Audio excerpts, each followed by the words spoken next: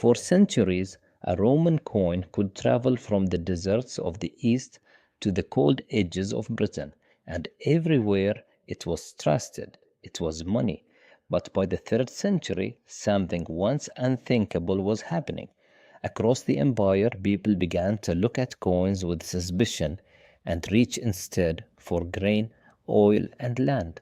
The most advanced money system the ancient world had built was quietly breaking down. This is the story of how money can die. We left off watching the Roman coin rot from the inside, its silver replaced little by little with cheap copper.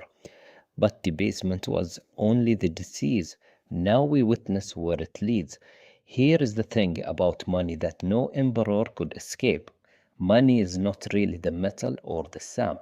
Money rests on a belief. A coin has value because you trust that the next person will accept it too. Weaken that trust enough, and even a coin stamped by an emperor begins to lose its power. For generations, Rome pulled at that thread.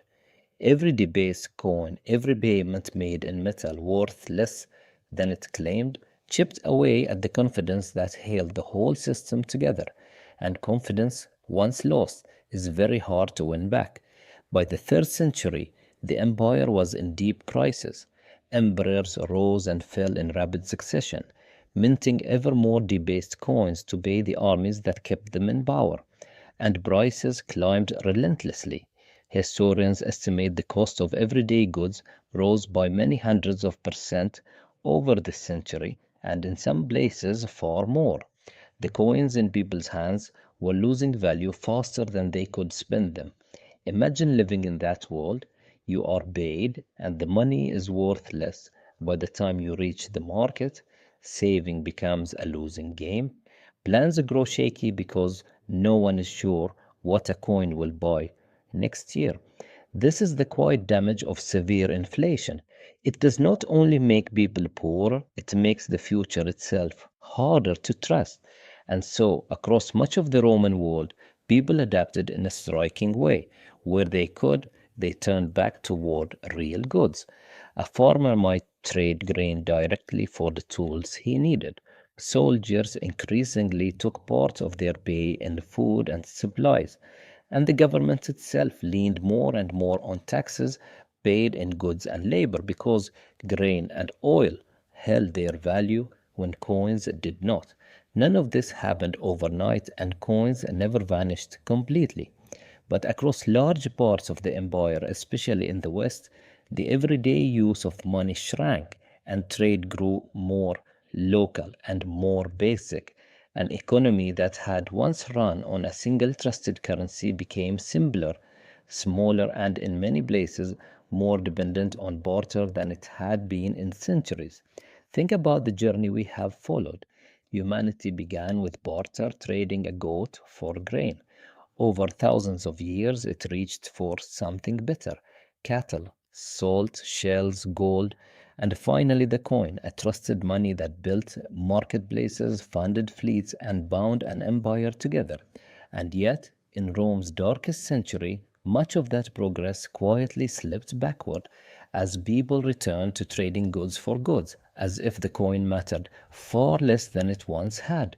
This is the lasting lesson of Rome and of this entire season. Money is not a permanent law of nature, it is an agreement between people, and it holds only as long as that agreement is respected. Damage it badly enough, and it can weaken and even partly unravel. As the Western Empire declined, grand coinage grew rarer, and long distance trade thinned.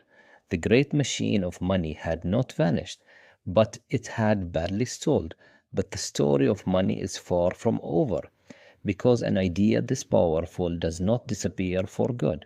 When humanity began to rebuild, it discovered that the answer to money's fragility was not a better coin at all. It was something entirely new. Think about the two wounds Rome suffered.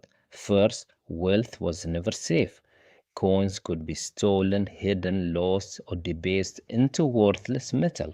And second, in the chaos, no one could truly keep track of who owned what or who owed whom. Solve those two problems, and you do not just rebuild money.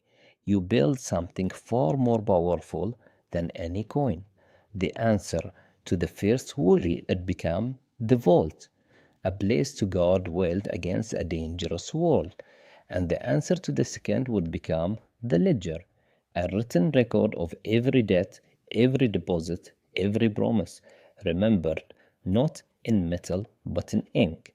From these two simple ideas, safekeeping and record keeping would grow the most powerful institutions humanity has ever built. The counting houses, the merchant banks, the whole architecture of modern finance. The age when money was just a coin in your hand was ending. The age of records, of credit, of debt, and of banking was about to begin. Season 1 asked what money is. Season 2 showed how empires rose and fell upon it. And in Season 3, we discover how humanity learned at last to write money down. That is where our story goes next.